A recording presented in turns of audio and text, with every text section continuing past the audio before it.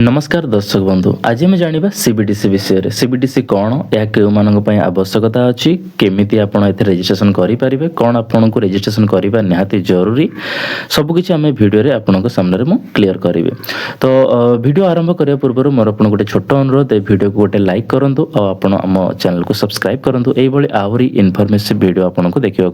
मिल। तो ये लिखाई देखो सीबीडीसी कौन सीबीडीसी हूँ केंद्रीय बैंक डिजिटल मुद्रा ହେଉଛି ଏକ ଦେଶର ସାର୍ବଭୌମ ମୁଦ୍ରାର ଡିଜିଟାଲ ରୂପ ଯେପରିକି ଭାରତରେ ଡିଜିଟାଲ ଟଙ୍କା କିମ୍ବା ଇ ରୁପି ଇ କରେନ୍ସି ଯୋଉଟା ଯାହା କେନ୍ଦ୍ରୀୟ ବ୍ୟାଙ୍କ ଦ୍ୱାରା ସିଧାସଳଖ ଜାରି ଏବଂ ନିୟନ୍ତ୍ରିତ ହୋଇଥାଏ। କ୍ରିପ୍ଟୋ କରେନ୍ସି ପରି ନୁହେଁ। ସିବିଡିସି ଗୁଡ଼ିକ ଆଇନଗତ ଟେଣ୍ଡର ଭୌତିକ ନଗଦ ଏବଂ 1:1 ପେଗ୍ ହୋଇଥିବା एवं सुरक्षित चूड़ांत एवं प्रत्येक डिजिटल कारोबार प्रदान करे। सीबीडीसी प्रत्येक डिजिटल कारोबार प्रदान करे। सीबीडीसी रो मुख्य वैशिष्ट्य एवं दिग परिभाषा यह भौतिक मुद्रा नोट एवं मुद्रार एक डिजिटल प्रतिनिधित्व एक व्यक्तिगत क्रिप्टो करेन्सी नुहे। अच्छा प्रथम आम जाना जे डिजिटल करेन्सी कौन डिजिटल करेन्सी हूँ एटा मुझे गोटे एडिशनल आपको जनवाई कहूँ।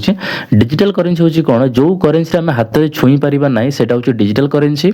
करेन्सी कहले टंका पैसा तो जो पैसा को आम हाथ में छुई पारिबा जमती आम नोट देखुचे 10 टंकिया 50 टंकिया 100 टंकिया 5 टंकिया तो ये सब हूँ फिजिकल करेन्सी। डिजिटल करेन्सी जोटा को आम हाथ में छुई पारिबा नहीं सेटा हूँ डिजिटल करेन्सी।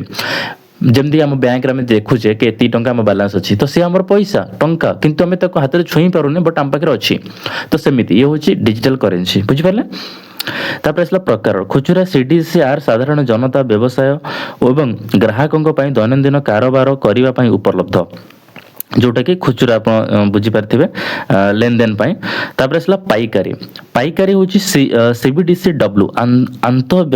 बैंक मतलब जोटा इंटरनेशनल बैंक स्थानांतर इंटरनेशनल बैंक ट्रांजेक्शन मतलब पठाइबा एवं पाइकारी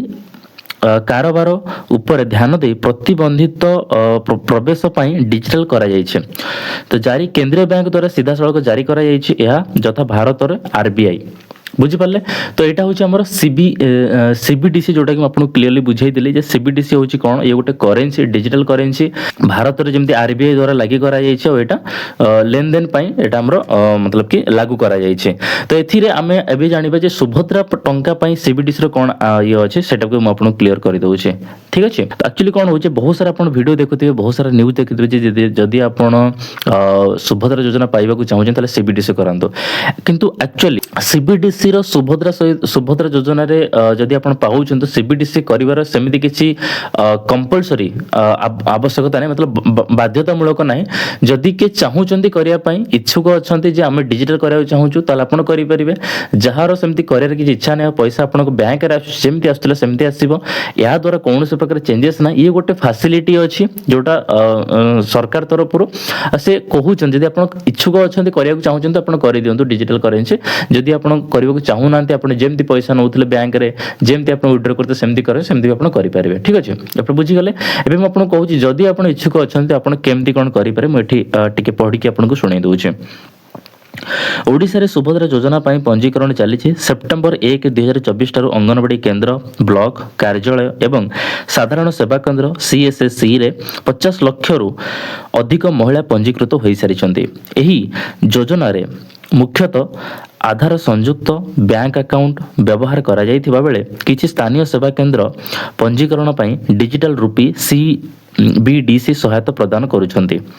सुभद्रा योजना पंजीकरण पाई मुख्य विवरण पद्धति निकटस्थ अंगनवाड़ी केंद्र ब्लॉक कार्यालय सहरांचल स्थानीय संस्था कार्यालय मो सेवा केंद्र किंबा साधारण सेवा केंद्र सीएससी परिदर्शन करंतु। देखंतु बहुत सारा लोक मु चाहिए एठी आपनको कहि परबी जे आपण सीबीडीसी रे केमिति रजिस्ट्रेशन करिवे किंतु बेटर होबो कोन आपण निकटस्थ जेमति मैं कहिली जो अंगनवाड़ी केंद्र ब्लॉक कार्यालय किंबा जनसेवा केंद्र जोटा मो सेवा केंद्र अच्छे तो सेठी आपण गले सब मागणार आपण करि परिबे। तो एथि तो मु सिखेले आपण होय तो किछि भूल करि दियंती आपण सेति भलो होबो जे आपण निकटस्थ जोटे अछि सेठी आपण जाई के रजिस्ट्रेशन करि परिबे सीबीडीसी पई पुणी कही रखुची जदि आपण चाहूचंती सीबीडीसी ताहाले करिवे जदि आपण चाहू नांदी तो एटा कोनोसी कंपलसरी नाही कोनोसी बाध्यतामूलक नाही ठीक अच्छे एबे देखिबा आवश्यक डॉक्यूमेंट आधार कार्ड जदि जे करियो चाहूचन ताको डॉक्यूमेंट कोन कोन दरकार ना बैंक पासबुक आधार सहित लिंक मतलब आप जो बैंक पासबुक देबे सेटा आधार सहित लिंक हेतबा दरकार एवं मोबाइल नंबर तापर आसला प्रक्रिया फॉर्म पूरण करंतु ई केवाईसी पूरण करंतु एवं कर्तृपक्ष निकट दाखल करंतु शेष तारीख निरंतर पंजीकरण पाई कौनसी अनुष्ठानिक समय सीमा स्थिर करा जाय नै तो एथि पाई कौनसी प्रकार फिक्स डेट नै जे एतिक तारीख पर्यंत करि पर जेबे भी चाहे आपण करि परिबा कौनसी फिक्स समय निर्धारित करा जाय नै तापर आसला सीबीडीसी सहायता किछि केंद्र मानक आवेदन प्रक्रिया सहित सीबीडीसी डिजिटल रूपी जो जेमती कहली करेन्सी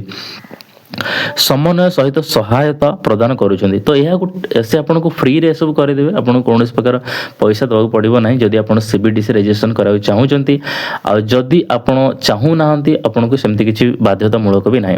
तो आशा करू आपन भलो भाबे बुझि पाइथिबे जे सीबीडीसी कोन केउ मानु को करे अछि केउ मानु करिवार नै कले कोन हबो न कले कोन हबो सिंपल आपन जदि रजिस्ट्रेशन करूछन जेमती आपन पैसा आउछ जे आपन को सीबीडीसी रे सेमती पैसा आसीबो आपन ताको डिजिटली काहा को ट्रांसफर करि परिबे ए सब जमती फोन पे इसको करूचंती सेमती आपण डिजिटली ट्रांसफर भी क्या करें तो एमती देखा गले भल अच्छी बट जो मैंने इच्छा इंटरेस्टेड अच्छा इच्छुक अच्छा जो मैंने टिके मोबाइल रे एक्सपर्ट अच्छे से बेस्ट बाकी जो मैंने इच्छुक नहांती से न कले भी चलो ठीक अच्छे तो आशा करुच्ची वीडियोटा आपको भल लगी आप भल भाव बुझीपारे सीबीडीसी विषय आपंकर जहाँ भी डाउट था क्लीयर कर पारि जदि फिर भी आपंकर किसी डाउट रही जाइए किसी प्रश्न अच्छी मनरे मत कमेंट रे कहतु मुझे आपको साहाय्य करेंगे तो रोचे पुणी देखा नुआ वीडियो रे धन्यवाद।